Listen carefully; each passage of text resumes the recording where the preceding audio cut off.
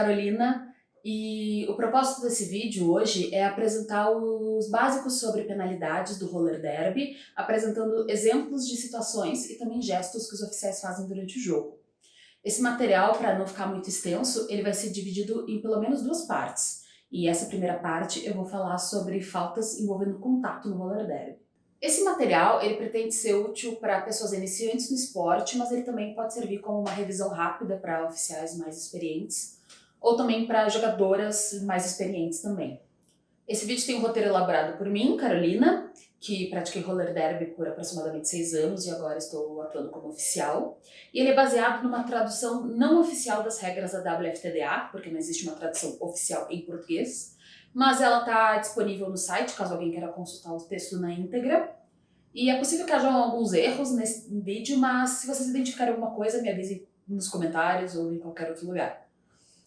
Também vou ressaltar que geralmente eu vou usar pronomes femininos, apesar de reconhecer que o roller derby é jogado por pessoas de todos os gêneros.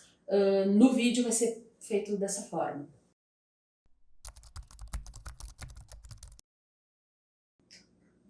Eu não pretendo passar muito tempo explicando todos os detalhes do esporte, mas segue um breve resumo caso alguém não saiba. O roller derby é um esporte de equipe, de contato, jogado em patins quad. O jogo acontece em 2 tempos de 30 minutos, que são subdivididos em jams, de no máximo 2 minutos. Existem 2 equipes por pista, com 5 jogadoras, sendo que uma dessas jogadoras é sempre a jammer. O objetivo do jogo é marcar mais pontos do que o time adversário, sendo que quem marca os pontos são as jammers. Então, geralmente a função das blockers é impedir que a jammer adversária ultrapasse. Um outro detalhe importante de falar é que os pontos só são marcados depois da primeira volta completa das jammers.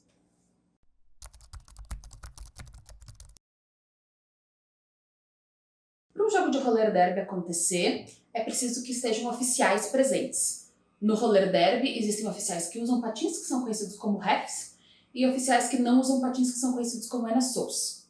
E a função dos oficiais é garantir um andamento seguro, correto e justo do jogo, e a função de todos os oficiais é aplicar as penalidades quando isso for necessário. Antes de falar dos tipos de falta, eu vou passar algumas orientações de caso vá dar uma falta, como ela é feita de forma correta. Como orientação geral, as faltas elas são sempre avisadas na seguinte ordem. É dado um apito curto, depois é falado a cor do time da pessoa, o número da pessoa, falando cada um dos algarismos separadamente, e por fim a penalidade. Então nessa ordem, apito curto, cor, número, penalidade. E o oficial ele tem que sempre avisar isso de forma clara e de preferencialmente olhando para a jogadora entender que ela tem que ir para o banco. Também é importante destacar que geralmente aqui no Brasil as faltas são dadas em inglês. Então antes do jogo começar é interessante que as capitãs do time e os oficiais conversem para concordar se as faltas vão ser dadas em inglês ou se vai ser convencionado que isso vai ser feito em português.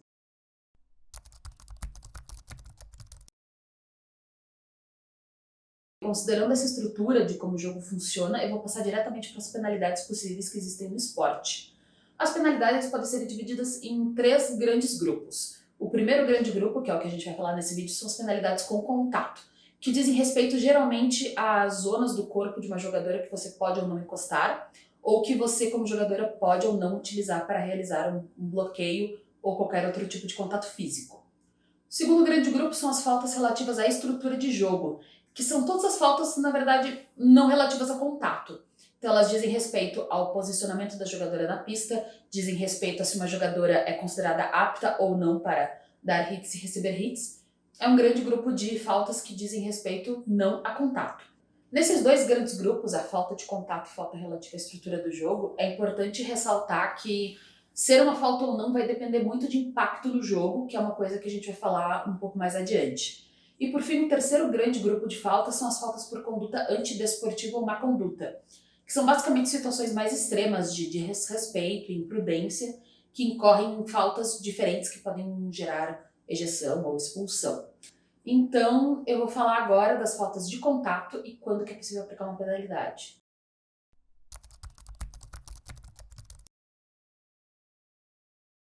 Agora, dentro do grupo das faltas de contato, o primeiro subgrupo que a gente vai falar são as faltas relativas por impacto em áreas ilegais. As áreas legais de impacto são aquelas partes do corpo de uma jogadora que, no geral, você não deve atingir ela nessa parte nem empurrar. As áreas legais compreendem o meio das costas, inclusive a parte de trás das nádegas da coxa, a cabeça e pescoço até a clavícula e abaixo do meio da coxa. Agora, é importante destacar que apenas entrar em contato com essas partes do corpo não necessariamente implica penalidade. O que implica penalidade, geralmente, é quando acontece um impacto no jogo, como, por exemplo, esse contato modificar de maneira significativa a trajetória de uma jammer, ou fazer com que a sua jammer marque ponto. Qualquer uma dessas coisas é considerada impacto no jogo. A exceção para esse tipo de falta é contatos com a cabeça ou com o pescoço, são sempre contatados como ilegais, assim como contato diretamente no meio das costas. Esses vão ser penalizados independente do impacto no jogo. Aqui a gente vai ver que a jammer roxa vai realizar um back block, que é um bloqueio nas costas, em uma das bloqueadoras rosas. Vocês podem ver que ela caiu, então obviamente teve impacto no time adversário, e ela vai ser penalizada. Aqui nós vamos ver um high block, ou bloqueio alto, que foi realizado pela bloqueadora preta na jammer branca, e ela foi imediatamente penalizada. Vocês podem ver aqui que o oficial fez a indicação e a bloqueadora preta saiu da pista para cumprir sua falta. Aqui nós vamos ver que uma bloqueadora branca empurrou outra bloqueadora branca que caiu e por causa disso uma bloqueadora preta acabou tropeçando na jogadora branca que está caída. Isso vai incorrer num low block ou bloqueio baixo e o time branco vai ser penalizado.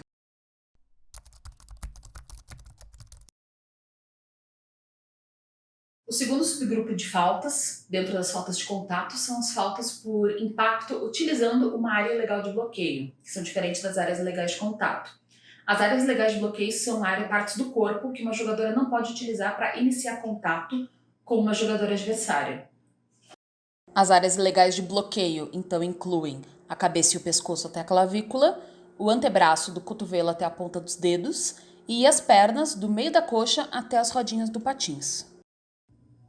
Assim como no subgrupo de faltas anterior, as faltas nesse caso só vão ser aplicadas se realmente tiver um impacto no jogo. Outros tipos de impacto no jogo envolvem desacelerar uma jammer, impedir que uma jogadora marque ponto e etc. Exceto nos casos que o impacto for feito com a cabeça ou com o pescoço, que é bastante perigoso, e também se forem cotoveladas e joelhadas consideradas como muito fortes ou intencionais. Nesse caso vai ser penalizado independente de ter havido o impacto.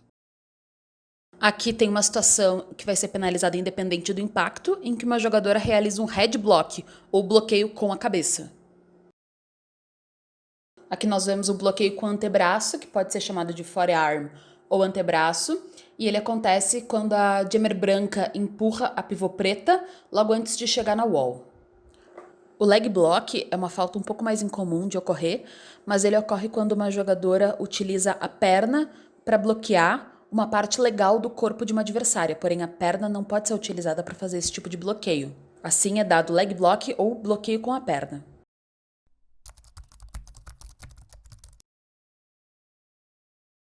Além desses dois subgrupos, existem contatos que são considerados ilegais por outros motivos.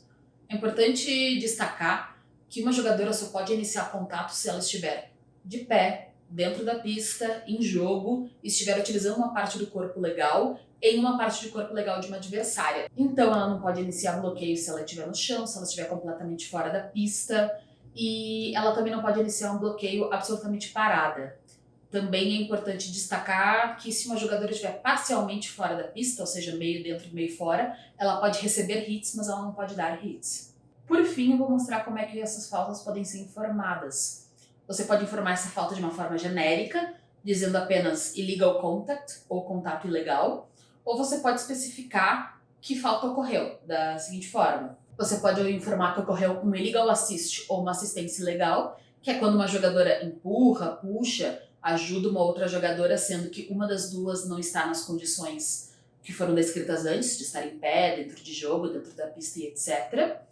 Pode ser um early hit, que é um hit adiantado, que é quando uma jogadora inicia contato antes da jam começar. Você pode informar o late hit, que é o hit tardio, que acontece quando uma jogadora dá o hit depois de que a jam encerra. E você pode informar o out of play block, que a gente vai mostrar num diagrama mais específico, porque nós não falamos muito sobre PEC, sobre zona de engajamento nesse vídeo. Mas é basicamente quando uma jogadora realiza o contato fora dessa zona em que a interação é permitida. Mesmo utilizando as outras indicações verbais, o gesto mantém o mesmo. Existem ainda contatos no roller derby que são considerados ilegais por causa da direção que eles ocorrem. Sabe-se que o roller derby é jogado no sentido anti-horário, então qualquer contato que implique algum impacto no jogo, mesmo que seja mover apenas uma jogadora, realizado no sentido oposto, vai ser considerado ilegal. Aqui dá pra ver uma falta de direction ou direção, porque a bloqueadora preta empurra a adversária bloqueadora branca no sentido contrário ao sentido do jogo. Por fim, o bloqueio pode ser considerado ilegal se ele for feito por múltiplas jogadoras que formam uma barreira impenetrável. Barreira impenetrável que a gente fala no roller derby é quando as duas jogadoras linkam braços e mãos de forma que é impossível de uma jogadora passar, não importa a força que ela faça. Aqui nós podemos ver a bloqueadora branca tentando passar por uma barreira impenetrável do braço das adversárias. Isso seria um multiplayer ou bloqueio múltiplo.